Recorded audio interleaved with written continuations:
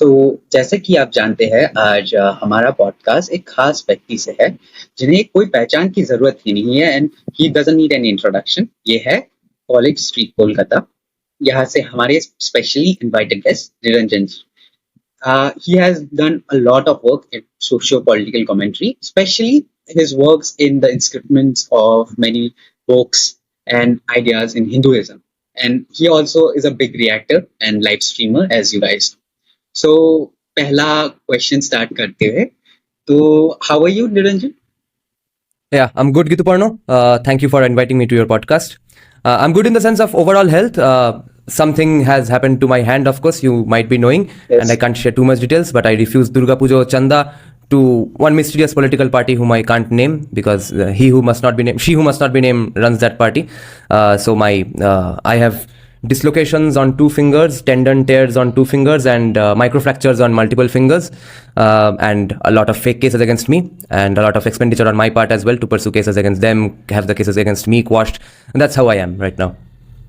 I hope first of all you recover well soon very much. Yeah. And I also try not to name out the person who should not be named, actually. Yeah. So, as you know, the starting question goes from your personal journey, where a lot of people wanna know about what is the whole idea of college street Kolkata. So, Yeah. on your own terms, what actually is college street Kolkata? College Street Kolkata is an intellectual counter to leftist ideas, and India mainly runs on leftist ideas only. No matter what they call themselves, 99% of Indians think on leftist terms, in leftist lexicons and leftist premises. Everyone agrees with leftists some way or the other. Even right wingers, most Indian right wingers, Hindu right wingers, whatever solutions they seek for the country, or let's say their love and their interest in conserving the Hindu population or Hindu ideas, even that is first and foremost as a solution now, but after they have agreed upon all the premises set by leftists. So I want to change that with my channel, and the name College Street Kolkata, because College Street Kolkata, the area called College Street in Kolkata, is known as the main intellectual bastion sort of a place of Kolkata, because the Presidency University is situated there, which has created the biggest of our intellectuals, along with Jadavpur University as well. But Presidency University, no matter a right winger or a left winger, will agree that Presidency has more respect and more credentials and has created more better academics. And the area around Presidency has other colleges, universities, and a gigantic book market, which is why it's called College Street. It's one of the biggest book markets, street book markets in the entire continent. So the main vibe of that place is discussions of politics and society, etc., and even literature. So keeping that in mind, I named my channel College Street Kolkata as well, because the connotation of the area, the land, the neighborhood called College Street Kolkata, if it changes, that would bring me a lot of joy. So right now, you hear the name in Bengal, any Bengali you tell, what do you think of the area called College Street Kolkata? The first thing that will come to their mind is Che Guevara and leftist academics, etc. So I thought, how about you think of College Street Kolkata and right-wing intellectuals come to your mind, or non-left intellectuals come to your mind, or libertarians come to your mind. With that, I wanted to, for that reason, I named my channel that. And the reason I started my channel was because I was during the end of 2021, that's when I started the channel. I was absolutely blown away by 2 people and their books, Sanjeev Sanyal and Sitaram Goel. And I thought, what the hell am I reading? Because I was pretty much a far leftist up until 2018, and I turned an American-style libertarian right-winger in 2018. But up until 2021, at least, I believe that in India, all the Hindu right-wingers were stupid and had nothing more to do other than beat up couples on Valentine's Day and hate Muslims, etc. That's what I thought of Hindu right-wingers. That's the extent of their knowledge and goals and ambitions. And that all of that changed with Sanjeev Sanyal's books and Sitaram Goel's book, How I Became a Hindu. So I thought, what? Do too many people even know about this? I'm not sure. Therefore, just let's start this channel only to talk about these books, and specifically Sitaram Goel's book, How I Became a Hindu. So that's the history of the starting of the channel. And I can see the number of times you have quoted both of them, and interest you so especially in their books is a lot, literally, than many other books. Is the idea College Street Kolkata only because of the idea that the Princeton, the university, and the street was the main thing where the cultural and the intellectual influence was. Or Yeah. there's also a personal touch too, like your personal No, touch. no, there's no personal touch because I did not study in that university. I have many friends in that university, a lot of whom are still friends, a lot of whom have left my acquaintance because I turned a right winger. And but mainly because College Street Kolkata holds that sort of a respect in every Bengali's heart as a home of intellectual discussions and simply creating, generating new discourse. So the connotation of that area needs to change. That's why. Regarding that topic, actually, so in this whole College Street Kolkata, Hmm. who is especially the Niranjan, the guy who speaks about everything, is actually. In the end, I am a liberal who believes in free markets and libertarian ideas, minarchist ideas. And by libertarianism, some libertarians and some anti-libertarians both jump to directly anarcho-capitalism, which I absolutely dislike, which I think is absolutely low IQ and has should not be given any time of the day. It's a complete waste of time to talk about anarcho-capitalism. But I also believe in conserving your cultural values to whatever extent you can with your own money, not with taxpayers' money. And for some reason, just because liberals today are essentially leftists and not really liberals, therefore people hate the term liberal or liberalism, and a lot of right wingers equate liberalism with hating your own culture or letting go of your culture, whereas it's not supposed to be that way. You are supposed to be accepting of others as long as they don't harm you, but whether you conserve your identity and culture and ideas and your history or not, that's up to you. So I don't see a conflict between liking your own culture or practicing your own culture versus liberalism. So I'm a liberal in the end and a music composer, music producer. An interesting side for you, Niranjan, that you are a music composer and things. Yeah. Most of the things people have seen your political commentaries or outspoken words or your live streams. I've seen few of your vlogs, which usually people don't see it. It's interesting to see a guy who is so outspoken has an interesting, a simple life usually, actually, because Yeah. most outspoken guys usually turn out to be introverts in today's society. So Yeah. seeing you literally not being that introverted, it gives Yeah. quite joy to me, actually, truthfully. Yeah. So I am introvert in every hangouts and gatherings with friends, though. Friends or not friends, I'm introvert there. In my channel, it's sort of a goal post without any goalkeeper. Therefore, I have a lot more fun not being an introvert. Otherwise, I'm an introvert. yes, to be saying literally everybody is introvert in front of their relatives. That's it. Yeah. Yeah. So regarding your channel, you have just almost, I guess, crossing to 15,000. Yeah. Sus- 15,500 something. Yeah, literally. So what this means for your future journey? This is an absolutely flabbergasting and fascinating experience, and every day I wake up to check how many subscribers I have increased or decreased, because I lose more subscribers than I add because of pissing someone or the other off every day. But even then, there's one thing I joke about pretty frequently, that since I used to be a struggling musician up until a few years back, and I have developed a PTSD about asking people to like, share, and subscribe my music when nobody used to, not even friends to any extent. So I decided that with this channel, since it's just a hobby, and since I'm not going to even tell my friends, relatives. I don't even want to. I can't even tell them really. So for about the first 2 years, nobody in my family knew what I was doing with that channel.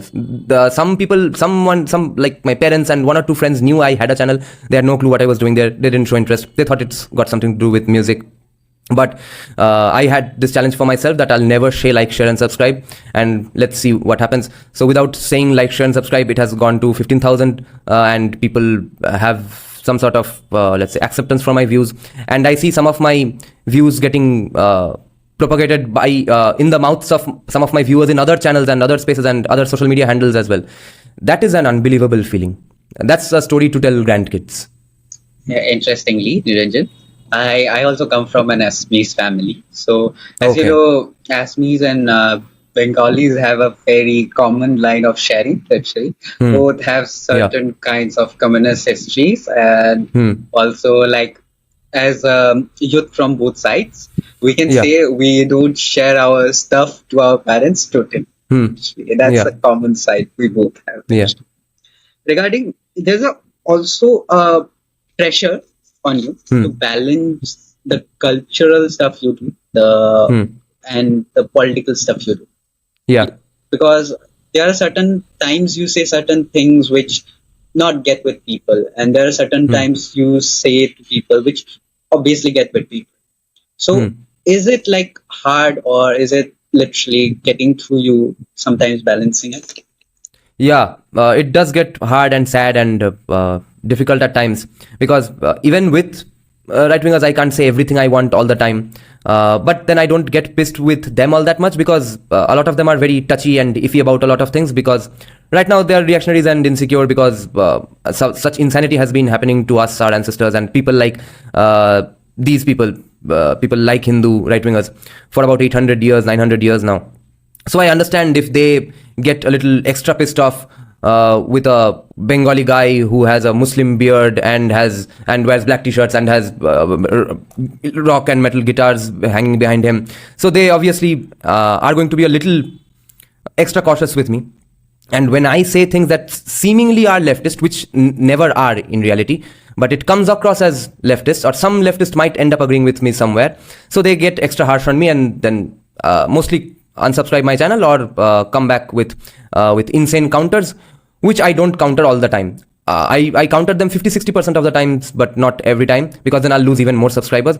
So I do believe in giving them the honey treatment and not the vinegar treatment all the time because I want to bring people along and bring people along for the ride of improving the country, improving discourse. Like you won't believe, I met such great people in the recent Goa event that I was invited to.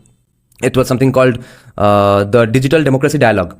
It was the third edition. It's a closed door discussion sort of a platform convention where senior thought leaders, politicians, social workers are invited, and social media content creators are also invited to interact with them as well as create contacts amongst themselves. This is organized by an NGO called Rambhau Malgi Prabodhini and the government of Goa. So there, the discourse, I thought the event will be like, again, well, wait, India was so great 2000 years back. You know, these invaders came and destroyed it. Now we must do something about their descendants, etc. I thought that's the discourse. That's what it's going to be. I was astounded to see that there was almost none of that. It was all about, wait, yeah, India is kind of an awesome place. How can we make it as awesome as possible and how quickly as possible?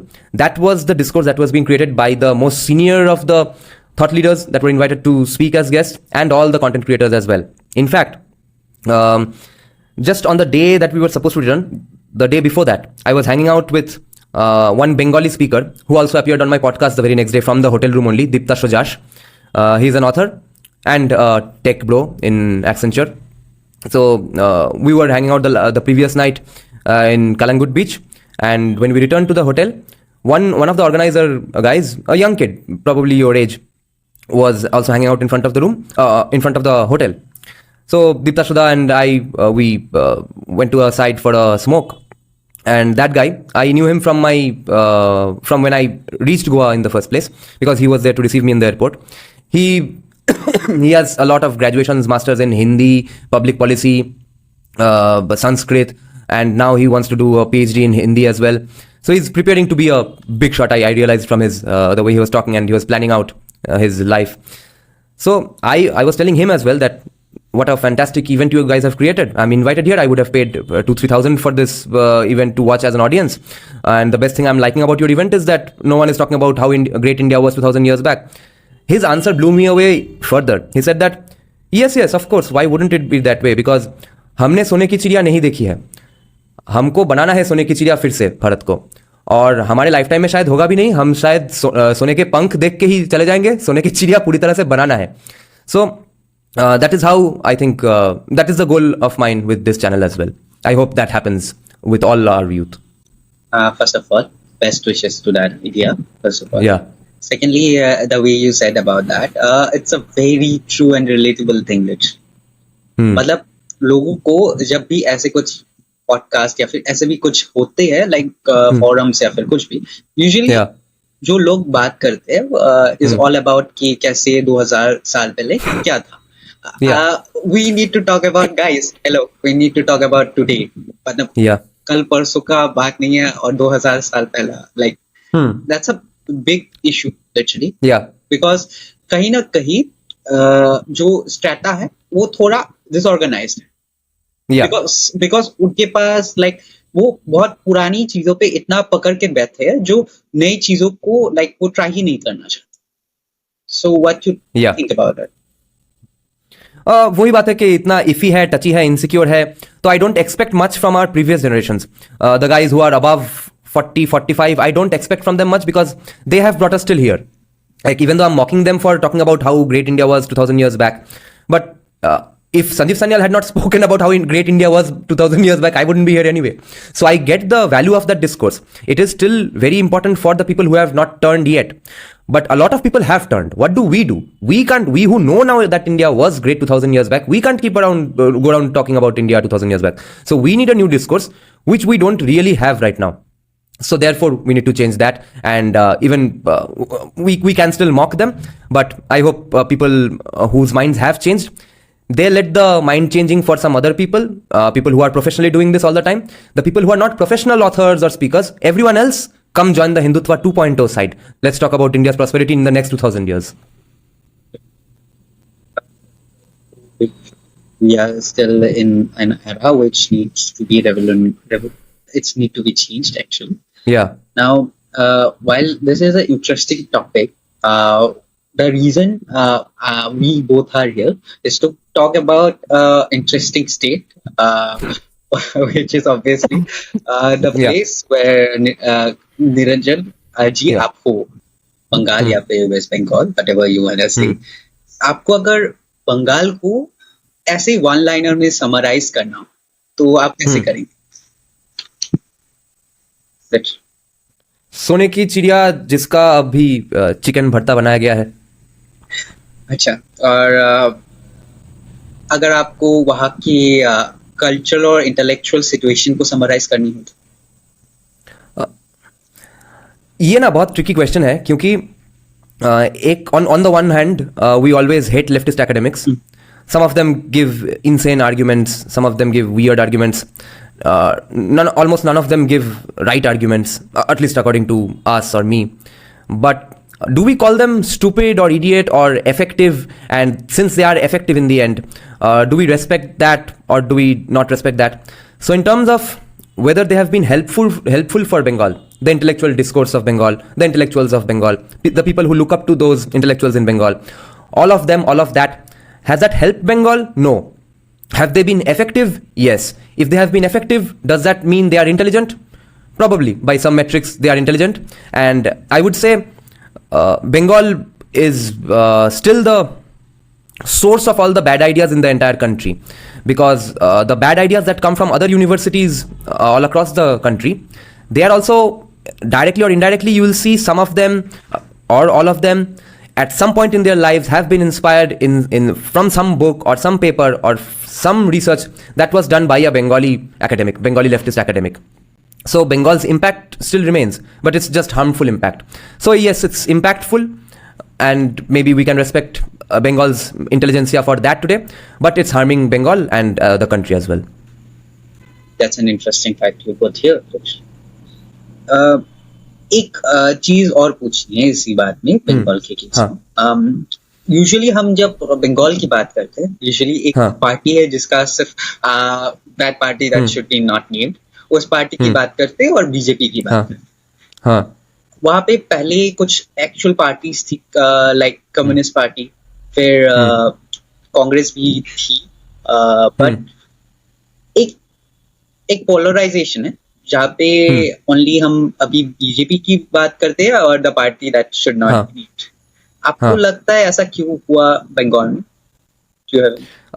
वो polarisation क्यों हुआ?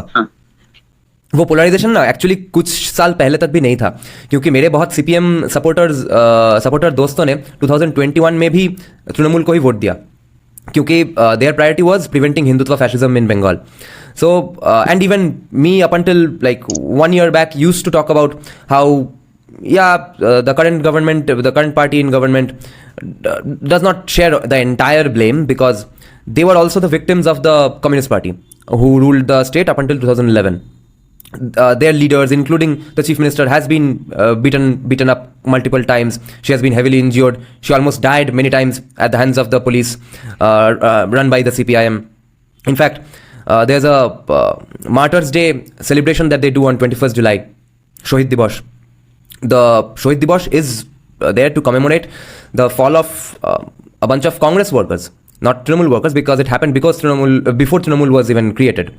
So the guy, the police officer who allegedly ordered that firing on those Congress workers, later became a Trinamool MLA, which nobody understood what is going on, what the hell is happening. So it's now completely polarized, because now nobody wants to talk about how they were the victims of CPIM, etc. How CPIM was also largely responsible for the decline of Bengal, because the condition in which Bengal today is, it was never this bad under CPIM. Like, I live in South Kolkata. For some interesting historical reasons, the south part of every metropolitan city in India is the home of all the liberals and woke people. So that is the case with South Kolkata as well. So in liberal woke neighborhoods, you don't expect political violence, because these are leftists who are mollycoddled by any non BJP or let's say anti-Hindutva parties. Even Hindutva parties probably don't screw with them in South Bombay or South Delhi. But now I'm getting beaten up in South Kolkata, which is unheard of. No one has heard of these things in Kolkata. And interestingly, my mother, one day she was returning in an auto. A guy randomly got up in the front seat and started discussing with the auto driver that what's happening in Kolkata. Now people are getting beaten up for Durga Puja Chanda even in Kolkata. My mom thought, what? Does this guy know me or what? Is he talking about my son? Then she realized that no, actually they were talking about some other incident, because just around my incident, many such incidents happened, and these things were unheard of under CPIM's rule. The overall political violence that happens in and around Kolkata these days was unheard of under CPIM. In fact, it was Jyoti Basu who in 1993 made an incentive sort of a law, some incentive bill to get industries into West Bengal. After he destroyed the state from 77 to 1993, in 1993 at least Jyoti Basu decided, no. I have no money left to redistribute among the poor, so let's have some industry. With those incentives, barely any industry came, but some industries did come and did flourish a little in West Bengal, which is why we still sustain, which is why we are still not Bihar. The chief minister recently ended that law and has declared that she will apply the end of that law retrospectively. So the incentives that all the companies got because of that law since 1993 till 2025, they will have to pay that back. And that's because she'll have to pay for the freebies. She has no money left as well. So the condition is so dire, economically so dead, and politically so violent that people are now in no mood to forgive any portion of Trinamool at all, just because they were also the victims of CPIM. Because after all, every even let's say right-winger and CPIM supporter knows one thing, that when Buddhadev Bhattacharya became the chief minister, 2006 as far as I remember, probably 2001 to 2011, that's when he was the chief minister. That decade was the best era of Bengal in a long time. All the best art and culture, bands, films, television, some investments, Tata in fact, all that happened under Buddhadev Bhattacharya. So I hate communists, but I have massive respect for Buddhadev Bhattacharya. So if Buddhadev Bhattacharya in the end was also a part of the history of CPIM, and today things are worse than it ever was under CPIM, so why should we blame CPIM anymore at all? CPIM is therefore out of the picture. All the blame has to be shared by only Trinamool these days. Interestingly, when I was researching about Bengal, Buddhadev Bhattacharya ji ka naam bahut aaya, especially about his liberal reforms, which was very interesting to me, क्योंकि जहाँ communist लोग usually industry को खत्म करने के लिए जाते हैं, वहाँ बुद्धदेव भट्टाचार्य जी ने एक इंडस्ट्री सॉर्ट ऑफ को एक इंसेंटिव दिया just to make them stay there, which is interesting as you pointed out. पर वही जो टीएमसी एक राइस के साथ आई है, जो एक उस टाइम पे जो एंटी इंडस्ट्री कम्युनिस्ट पार्टी थी, आई थिंक क्या आपको भी लगता है कि वैसी ही राइस पे like TMC है अभी, like Yes. In what sense? And like जैसे उन्होंने टाटा को हटाया, लाइक हाँ. वैसे सेंस में, या फिर जैसे वो अभी के बहुत सारे लोगों को जो लाइक नए नए इंडस्ट्रीज सेटअप करना चाहते हैं वेस्ट बंगाल में, उनको उनको बहुत सारी प्रॉब्लम्स क्रिएट करके दे रही है लाइक लोकल. हाँ, ये एक मजेदार डिफरेंस है सीपीएम और तृणमूल के बीच में कि CPM ideologues, the big leaders, उनको in their hearts they believe that industry is bad, capitalists are bad, because they read those sorts of books. Since Trinamool people haven't read any book in their entire lives, they don't know exactly what is good or what is which ideology is called what. They don't know they are leftists. They think they are classical liberals. So in their hearts they do want industry because they say it all the time that industry is great. Yes, we are bringing industry, etc. She holds conferences like business summits and stuff. So it shows that she wants to do industry, but she has absolutely no clue how industry functions or why industrialists come to a certain state or why they leave a certain state. So even though she wants it to happen, she won't do the things actually required, like having a strong grip on law and order first and foremost. And even if she wants to do that, she can't anymore. It's too late now because the entire infrastructure in every profession at every level almost entirely runs on black money. No one will move 1 inch without black money. So even if right now today all of a sudden Mamta Banerjee wants to do great things for Bengal, she can't. Even if she puts in every effort, she can't. It's too late now. फिर भी like even though people know that TMC इतनी बुरी चीजें कर, TMC के बहुत सारे चीजें जो बंगाल को एक काइंड ऑफ डिस्ट्रक्शन में ले जा रहे, तो हाँ. फिर भी टीएमसी को एक लार्ज वोटर बेस है, may be due to freebies और something, may be due to some kind of women politics, और एक एज ऑफ हमें ये मानना तो पड़ेगा कि TMC has a base Bengal, a strong base, very strong base. What do you think उस बेस की like this kind of loyalty towards TMC का कुछ तो कारण होगा, राइट? Great question. देखो, पहली बात तुमको ये याद रखना होगा, दो चीजें. कैसे वो पहले पावर में आए थे 2011 में, और अभी कैसे पावर में सस्टेन करते हैं. पावर में सस्टेन सिर्फ बेस के लिए नहीं करते हैं. पावर में सस्टेन इसलिए करते हैं क्योंकि बहुत बहुत रिगिंग होता है, बहुत बहुत लोगों को पीटा जाता है, मार दिया जाता है. 2021 में तो एक बीजेपी का कैंडिडेट ही मर गया, हत्या हो गया उसका, अभिजीत सरकार. वो नाम मुझे बार बार याद रहता है क्योंकि I am a huge animal lover myself, and that guy was very famous amongst animal lovers and dog lovers of the state as a rescuer, feeder etcetera. Spot treatment भी करता था घूम घूम के. उसके घर में आके उसके एक स्ट्रे डॉग जिसका नया नया बच्चा हुआ था, 7-8 पपीज़ को आके पहले मार दिया. वो घर पे नहीं था, आके देखा ऐसा हुआ है, घर पे आके फेसबुक पे लाइव स्ट्रीम किया कि देखिए ऐसा हुआ है, कभी भी मुझे भी मार देंगे. लाइव स्ट्रीम में देख के उसके बाद आके उसको भी पीट के मार दिया. His own parents could not recognise him, क्या हमारा बेटा है भी या नहीं. Then they realise, oh shit, yes it's actually our son. तो ऐसे चीज़ों के लिए बहुत सारे लोग वोट देते ही नहीं है. बहुत सारे जगहों में इतना वायलेंस तक पहुंचता ही नहीं है क्योंकि ऐसे वायलेंस का थ्रेट रहता है. बहुत जगहों में पोलाइटली ही बोल दिया जाता है. वो मतलब बूथ पे जो ब्यूरोक्रेट्स बैठते हैं या फिर वोटर, सबको बोल दिया जाता है, देखिए आप लोग वोट देने मत जाइए. या फिर उन लोगों को बोल दिया जाता है, देखिए आप लोगों के पास बिरयानी का पैकेट पहुंच जाएगा, आप लोग हमसे कोई बवाल मत कीजिए, करेंगे तो हम लोग को भी कुछ करना पड़ेगा. ऐसे ही बहुत पोलाइट कॉन्वर्सेशन होता है. तो उसके लिए भी बहुत रिगिंग होता है, बहुत लोग वोट नहीं देते हैं. उसके बाद है the Muslim population which is about 35% probably, 99% of whom vote for Trinamool because they want to prevent Hindutva fascism as well. और फिर जैसे कि पॉलिटिकल वायलेंस में एक और point, panchayat elections a few years back, about 53 people died in a matter of 2 days. Every election it's a common issue, and this is one joke, it's a true story I tell about one viewer of mine to my viewers today, these days, that on Instagram, I think it was even before I started my channel. So one viewer from one follower on my Instagram channel from Jharkhand showed me some news instance from Bengal about some guy getting killed by the government, by the party in power, etc. And she was very worked up about it, that oh my god, see a BJP guy got killed in West Bengal. So I didn't react that much because it's such a common issue. I said, oh yeah, sad. She got very pissed off with me, that why aren't you more angry?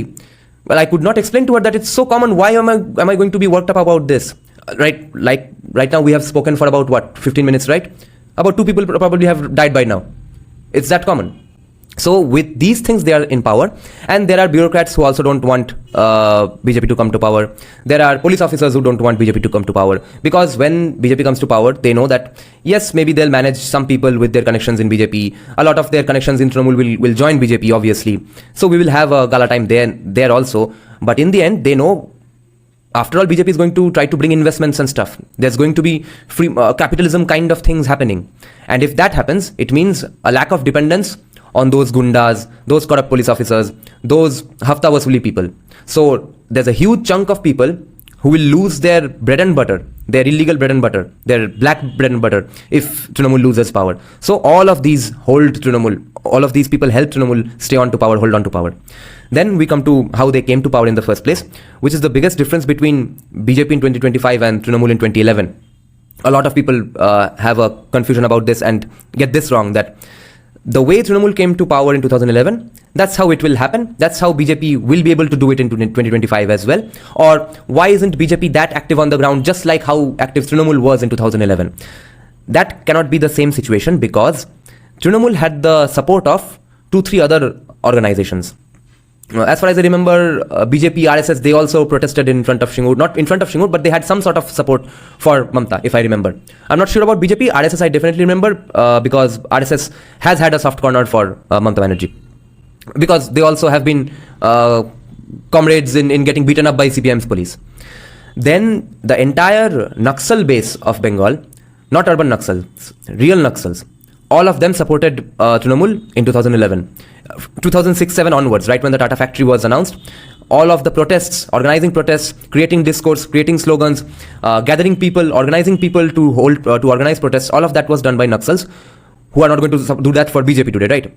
Then there was a huge anti-Buddhadev Bhattacharya faction inside CPIM as well, who didn't want industry even in 2006. And Buddhadev Bhattacharya was fighting all these sharks around him. So Buddhadev Bhattacharya was sort of a Lee Kuan Yew. He knew that yes, communism is great, but we are broke right now.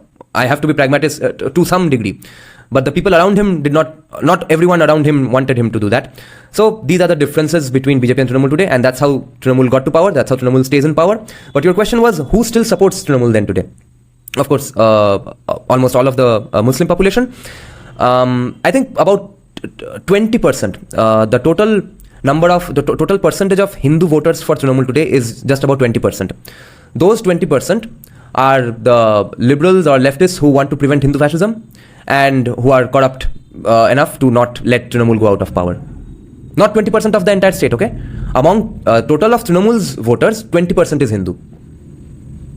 Interesting fact, which I later, when I was realizing about Bengal, got to know that the Mamta Banerjee from today and the Mamta Banerjee from like the 2011 was very different.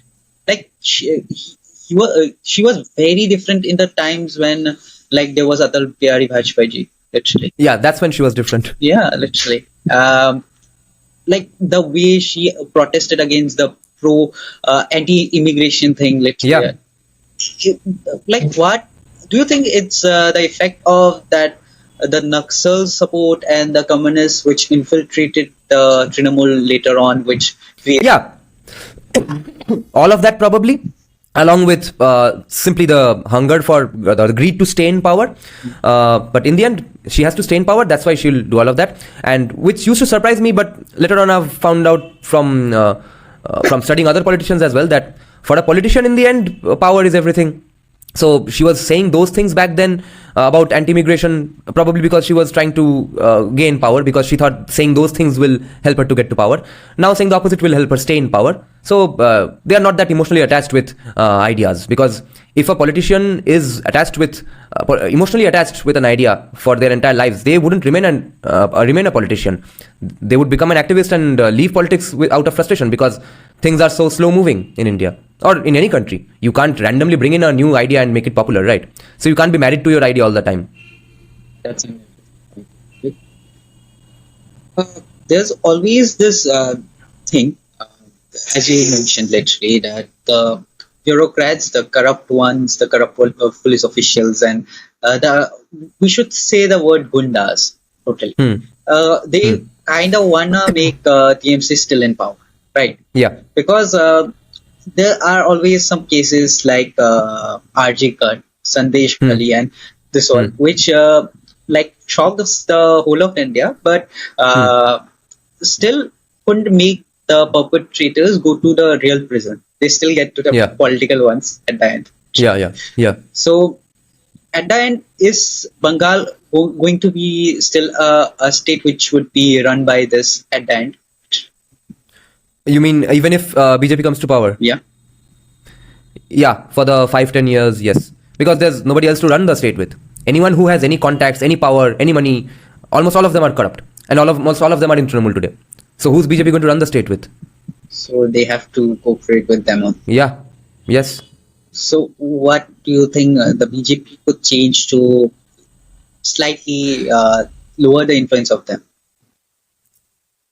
Being strict on law and order, and that will only be happening gradually, because if let's say X becomes CM from BJP in 2025 and all of a sudden he wants to uh, revamp the entire state immediately, he's not going to be able to become Yogi Adityanath in Bengal, possibly because entire UP is almost the same except maybe Lucknow, but Lucknow is different from the rest of the state in terms of economics and infrastructure. But Kolkata is different from the rest of the state in a whole other way. Kolkata drives the entire discourse of the state with iron fists. It almost drives the entire leftist discourse of the entire country. And one Yogi Adityanath like figure, if they become the chief minister, and let's say the only law and order solution you can think of is bulldozing people's houses or putting academics behind the bars, etc. That's not going to be possible, because you are going to be pissing off a lot of your own party workers who will probably be joining from Trinamool, who are also corrupt. So a very slow change in law and order, and because of BJP's good impression in the rest of the country and amongst the business class, they will probably start trusting, and Hafta Vasuli will probably decrease or at least get streamlined like in other states, because Hafta Vasuli exists in most other states. But it's just very well organized that, yeah, this is the Hafta, I will have to give to this guy from this party, and that's the end of it. Here you don't know how many people you'll have to give Hafta to. Like three people from the same party in 3 weeks will come to you for a Hafta, and you'll have to pay all of them, because none of them recognize the other guy as the legitimate representative of their party. They have internal factional wars between them going on. You will have to end up paying three people. So that's the sort of chaos even the Hafta Vasuli industry lies in Bengal. So Bengal will be a 20-25 year project. No miracle is going to happen just because BJP is going to come to power. Interestingly, as you said, the Bengal discourse runs with an iron fist. Actually, Yeah. my grandfather used to say literally when it's about Bengal, West Bengal, that uh, what the India does today, Bengal does Yeah. it yesterday. When it comes to Used to. yeah, used to Yeah. do it yesterday. It's about when it comes to the intellectual discourse and political Yeah. discourse. It was a Yeah. common thing, especially among Yeah. the leftist and the left discourse. Yeah. Now, I know you don't go to see. I hope you are fairly noticing the stuff that's coming, like the stuff youngsters are saying about Bengal. Like Yeah. you have heard about the KIT case, the No. KIT University case. The Nepali girls got abused and stuff. Yeah, literally. Yeah, that I know. And Yeah. also a university case where there were this Trinamool youth wings or something like that, where the youth wing leader, the president himself, tried to do some acts on her own cultural secretary or something. So, Oh, yeah, yeah. so Probably not such. Nobody that high up. yeah, But in the student wing. yeah. So it's not like that. It's just influencing the Trinamool thing, the whole Naxal, the Gunda Raj is Yeah. influencing the political echelon. It's also influencing the young minds also, literally. Yeah. Yeah, like how it's happening in RG case, whether it's KIT case, or even in that stuff I talked literally. What do Yeah. you think? Like, well, mostly, do you think it's also in the minds of the youngsters? They being brainwashed in somewhat. See, they have been brainwashed for 3-4 generations now. So all the Bengali youngsters who today are outside Bengal, some of them are Trinamool supporters, most of them are CPIM supporters. And if you talk to them today about Bengal's decline and all, firstly they will say, what decline? Where decline? Secondly, they will say, yeah, there may be a decline in economy, but Kolkata still has a great charm and you get food for such cheap amounts. And Kolkata is still more educated, Kolkata is still safer, etc. without any data to back that. It's just a vibe thing for them. Or the third thing, which today Trinamool is kind of doing pretty successfully, whisper campaign to convince people that yes, we know we have kind of screwed the state up, but the other states are also screwed up, isn't it? So they will bring up random flaws from every state. And yes, everything that's going wrong in Bengal, let's say there are 10 things going wrong in Bengal, and there are 10 things to go wrong in Bengal. You will find one of that in Assam, one of that in Bihar, one of that in UP, one of that in Kerala. So they will bring up those one things from every state and say, therefore, see, Bengal and Kerala is the same, Bengal and UP is the same, Bengal and Assam is the same. But the problem is that all those 10 things are happening in Bengal. All the other states don't have all those 10 flaws. That's the problem. As for the youth in Bengal, most of them seem to be frustrated with lack of jobs and having to go away, or only state dependency being offered, not real jobs. But they don't know that this is what socialism is. They are so brainwashed, although their education seems to be so high. They have no fucking clue that wealth redistribution by the state is called socialism. They are unaware of that. They don't know that this is. They will go on saying socialism is great and also criticize Trinamool for doing freebies and not creating jobs. So they have some disgust for Trinamool these days, but at least in the Kolkata city, a lot of them even now won't vote for BJP. They will definitely vote for CPM, and a huge chunk who has now understood capitalism, etc., or has friends, relatives who are talking about the great progress in other states, they are kind of convinced that, okay, let's therefore go for BJP. As for the youth in the rest of the state, anyone who's not corrupt is ready to vote for BJP simply on cultural issues. The economics is a far cry for them. They are having to live with gundas and terrorists, so they are going to vote for BJP for that only. As I know, there was this Bengali friend I had literally. He said to me literally that even if it's Bengal, at least it's not Bihar. Yeah, Bengal is not Bihar. Yes, it is true, but we can't wait until it becomes Bihar. We used to be compared. Kolkata used to get compared with Singapore. Now we are comparing it with Bihar. So pretty soon we'll be comparing ourselves with Nigeria. Or Nigeria is pretty great, I hear these days. Some hellhole African country. Now there's this question at the end. Literally. By the way, have you seen a meme that came up literally very recently about a girl saying that BJP can do that weather technology and all? Oh yeah, I shared it. Yes. Yes, it was very interesting to see how this kind of stuff comes out now and then from a sort of place which earlier was called the hub of intellectualism in kind. Yeah. That's an interesting shift. Yeah. Here's the end, literally. I have few questions at the end. A question, then a rapid fire, and Okay. a line I wanna make you feel about the youth, literally. Okay. So the question is, who do you think gonna be the next CM of Bengal? Any? Shukanta Majumdar. Wow, that's so fast, actually. Interesting. Yeah, I think so. Yeah. I know. Why do you think so? I think BJP will manage about 110 seats, and if required, BJP will buy the rest of the MLAs, and Trinamool will probably cease to exist pretty soon because they fear the public angst against them, all the non-corrupt people who are very, very frustrated with them. And the only thing preventing mob violence on corrupt people today is their political power. The moment that political power shifts, or there's even a hint of shifting, let's say on the day of the election result declarations, like 10 a.m. onwards, if those people get wind that, oh my god, there's even a slight chance that Trinamool might not win, they'll immediately call up Amit Shah and local BJP officers and party office workers that I want to join BJP right now, otherwise I'll get beaten to death. And after that, Shukanta Majumdar will become the CM, I think. If not, probably Shomik Bhattacharya Shubhendu Adhikari would make a great CM as well, but I don't think they will make him CM. But he'll probably get a deputy CM post. That's an interesting.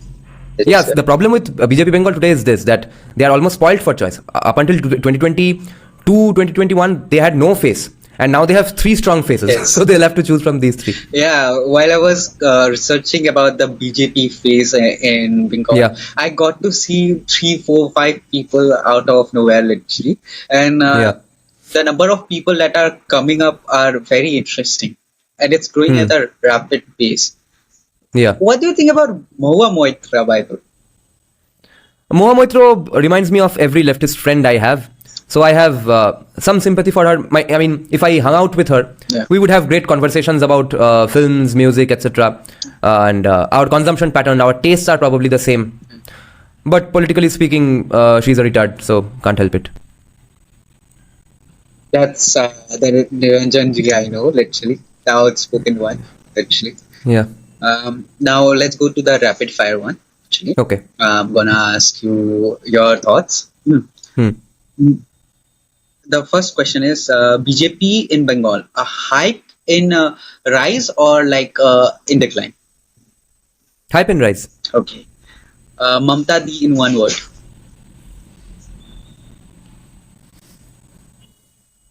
Disappointment. The possibility of CPIM coming back. 30 years later. The right being strong. Yeah, it will only get stronger. The biggest scam that you think Bengal has. That Bengalis are educated about anything. Who do you think has the most power? It's Didi or like TMC? Didi, but there are people more powerful than her as well. And there are groups of people amongst the bureaucrat classes and business classes who have contacts elsewhere in USA, etc., with Gehara Rajya, etc. Mamata Banerjee is not the most powerful in the state. She's the face. This one is gonna be a little tricky. It's the fact about your favorite ideals. If you had to choose between Sitaram Goel and Sanjeev Sanyal, who would you choose? Sandeep Sanyal. Okay, why? Because Sandeep Sanyal has views on economics as well that I like. Sitaram Goel's economics views I don't really know, although he was not a leftist even economically, which I really liked about him when I first read How I Became a Hindu. Because if you read any Hindutwadi from that era, all of them are Hindutwadis but are socialists when it comes to economics. Sitaram Goel was not that. He and Ram Swarup used to go around debating Marwadi commies in Kolkata in the 60s, I think. Two of my fondest videos from so far was the one you talk about India, that is Bharat, actually, and the one where you kind of go on a famous person, which is Kushal Mehra. I guess you remember. Yeah. You kind of like don't agree a lot of with his ideas, but also try to make sure many of his ideas, which is a interesting point how you get to his many ideas too, actually. So how do you see Kushal Mehra though? That's an interesting. I see Kushal Mehra as basically an older version of me, because again we have similar, I think, tastes and consumption patterns, very urban, anglicized, westernized. And although Kushal comes from a family of BJP supporters, I don't. But in the end, he's a liberal, I'm a liberal. On just some things, on the things that I disagree with him, I don't understand at all why he has those views. Like, he'll say reservation is bad, or he's a libertarian, but he likes reservations, he wants reservations to go on. Or he knows inside out decoloniality. He knows that decoloniality, or the ideologues, or let's say academics who first talked about decoloniality, they have repeatedly said that any country's, any society's decoloniality will be created by the people from that society, not by some academic in USA. But Kushal keeps saying that no, decoloniality is a Marxist idea because Marxists in USA created it. But that's not the case. Our decoloniality is what Jay Sadipak is writing there, or how Rishabh Shetty is directing a film. That's decoloniality from the Indian lens. We don't have to apply the American lens on everything, and that has been repeatedly said by every decolonial scholar that no, we are not going to make the same mistake as post-colonial scholars. That see, this is how we decided you need to fight colonialists or colonialism, and let's extrapolate that to the entire world. That's the exact opposite of what decolonial scholars say. But Kushal will always go on ignoring that. So I don't understand why he has those points. But mostly I have agreements with him. Uh, this is a question I believe Tushar would love it, actually. Is there a possibility, like in 100 years, libertarianism coming to Bengal? If law and order is that stable, let's say Bengal becomes a very high trust society and there's no political violence, then possibly yes. If the political violence doesn't go down, then no. Because libertarians will never have enough people to become their gundas by telling them that if we come to power, you'll have to get a private job. So, no. Uh, that's the question I think Tushar would love, actually. Yeah. That's from him, not from me directly. Okay. At the end, this generation, which is more on Instagram or YouTube than on actual ground, what do you wanna tell them about how you would like to introduce Bengal in like next 20 or 30 years?